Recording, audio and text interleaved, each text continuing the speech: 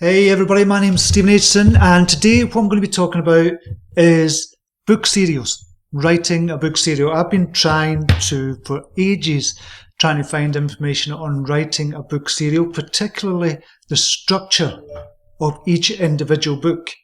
So it's not about writing the kind of overarching kind of serial or series or serial, and I'm going to tell you the difference between a serial and a series.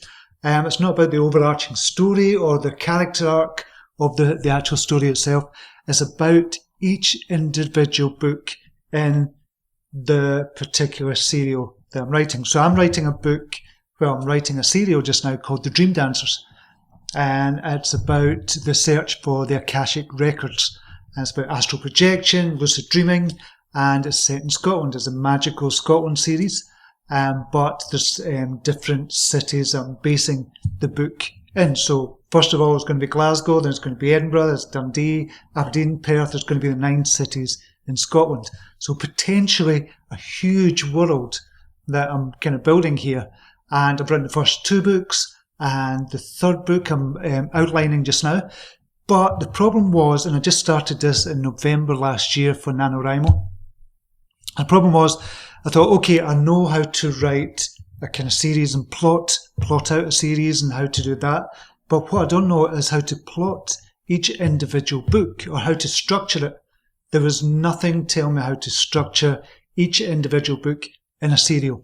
So let's start by kind of saying what the definition of a serial is versus a series. Now, when you're writing a series, each individual book of that series is a standalone book. You could pick it up in book 3 or book 4 or book 10 or whatever it is, and it could be read as a standalone book. It could be read and enjoyed as that. You don't need to read the rest of it to understand what's going on in book 10. It's a standalone.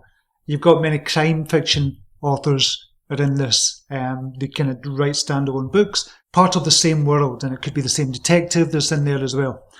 A serial, on the other hand, you really have to read from book 1 to understand what's going on in book 3 or book 5 or book 7 or book 9, however big the world is. So at the moment, as I said, I'm writing a serial called The Dream Dancers, and it's a series of novellas.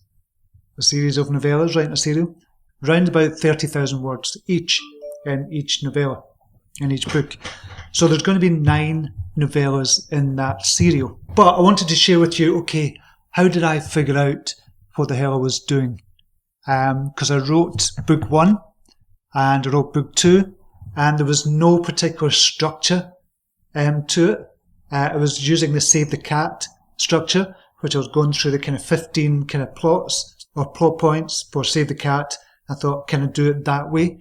But that doesn't quite work when you're writing a serial. So first things first, when you're writing a serial, obviously you've got your kind of plan, you've got a kind of concept in your head to write a serial, and you think, okay, it's going to span over 9 books, for example. First of all, you need the overarching kind of storyline. What is going to be the end? So mine is about the Akashic records, and it's about David Hunter and Jessica Campbell finding out a plot to lower the energy of the world, the energy of human beings, so much so that they can be controlled. So I know the end, what's going to happen in the end of the book. So I know what happens in the end. I know what happens in the beginning. So it's just the kind of arch in the middle. That's the story. But then there's characters in the whole serial. And you've got David Hunter, who's the main protagonist. You've got Jessica Campbell, who's kind of like a sidekick, but she's probably a main protagonist as well. I'd say there's 2 protagonists. We've got, I'm not going to tell you, there's a little creature. He's a sidekick. He's fantastic. And then we've got Alicia Collins as well. She's the antagonist. And we've got Joseph Campbell in there as well, and Aunt Jen as well, another main character, brilliant character in the book that I just loved writing about. So they've all got their own particular arcs as well that's going to go across the whole of the series, or the serial itself. So you've got kind of subplots in there, and you've got character arcs within there as well. How do you keep track of all that and then have a structure for each book? Well, that's what I want to show you, and I'm going to jump over just now. So this is my 5-act, 20 chapters serial book outline. So remember, this is for each individual book of your serial. So this was taken, I have to give kudos and credit to some of the kind of people that inspired me to kind of make up my own one. So this has been inspired by Shonda Rhimes' masterclass. She's got a masterclass on how to write a TV series. She created Grey's Anatomy, she created Scandal, and more recently Bridgerton. Bridgerton's actually quite good. I watched that with my wife, and it's actually a period drama, but it's actually quite good. And it's got everything in there that you need when you're writing a book. It's a masterclass, really, literally, in writing serials. So watch each episode of that. I think there's only 10 episodes in that particular serial. So watch that and you get to know the structure. So this is based on a 5-act structure that they write for TV series. So it's better to, when you're thinking about writing a serial like this, look at how the television and script writers, how they do it. Now, Shonda Rhimes happens to work from the 5-act structure. So based on that, there's also some brilliant videos on YouTube from Bethany Wang. So check that out. I'll put links down below from Jenna Moresi as well. Check that out. And from Sarah Cannon as well. So check them out. I'll put some other links for you down below as well. But I want to show you this just now. Get rid of these.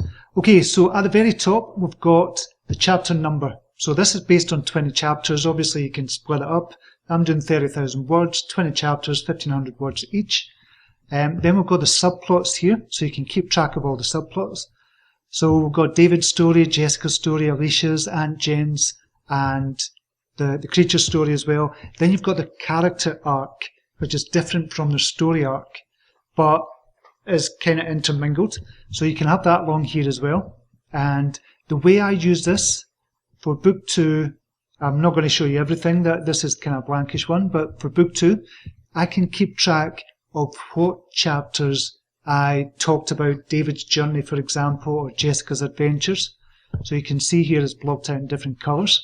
So for example, David's, I wrote about in chapter 2, 3, 6, 7, 9, 10, 13, 15, and 19. So Aunt Jen's story, you can see, was written about in chapter 1, 4, 11, and 12. And Terence's story was written about in chapter 19. That's just the start of it. So you can keep track just at a glance, just of who you've written about, whose story you've written about, who the character arc, and the actual story arc as well, of each of the characters, each of the main characters in your book.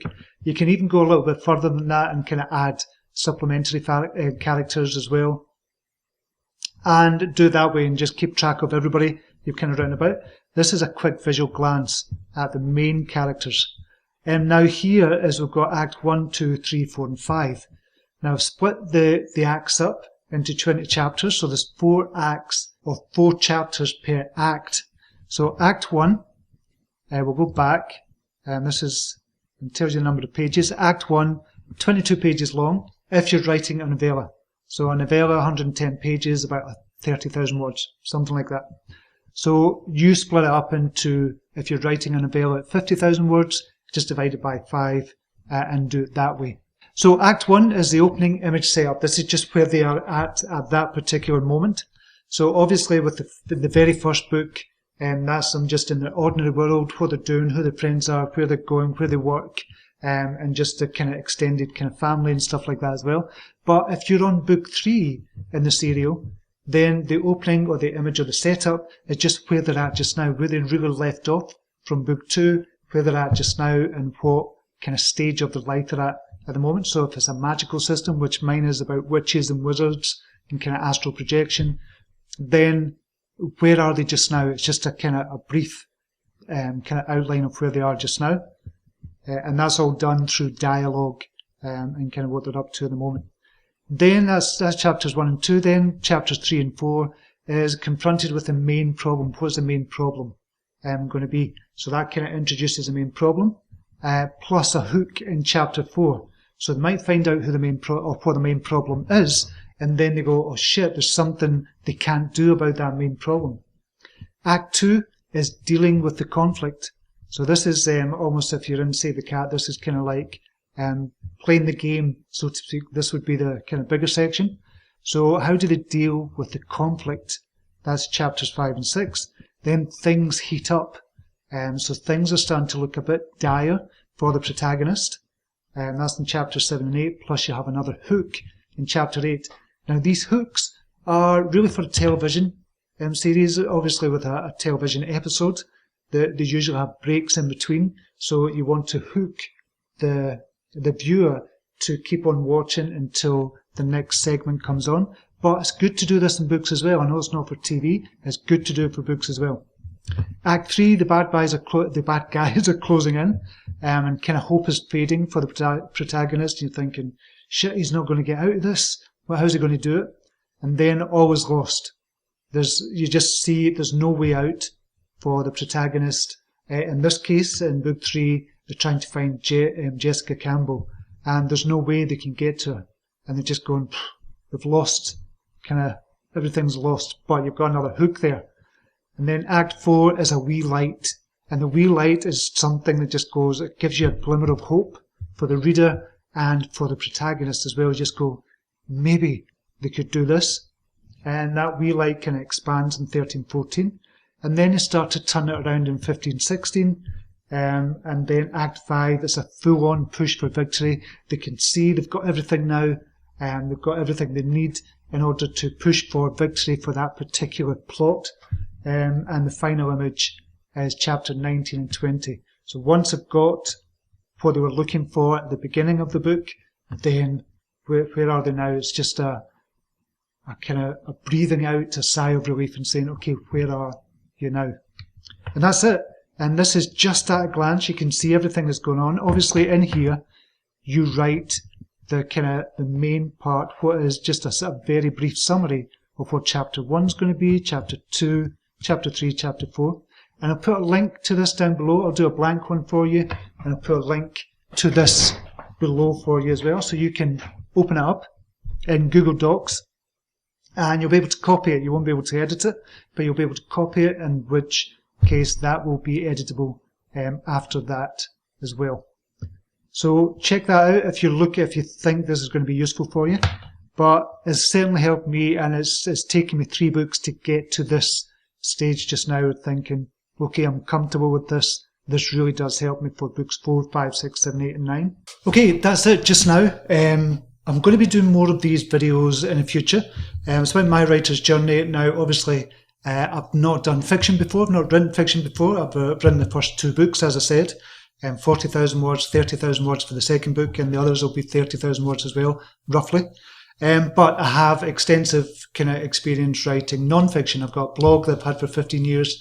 I've been writing at kind of non-fiction personal development stuff. I've written a book called The Belief Principle, and you can check that out as well if you want.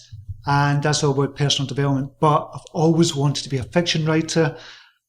Oh, goodness knows, since I read my dad's Harold Robbins books. You're probably too young to even know who Harold Robbins is. But I read his books, and then Sidney Sheldon, kind of books like that he got from the library. Then I joined the library. And anyway, that's my kind of journey.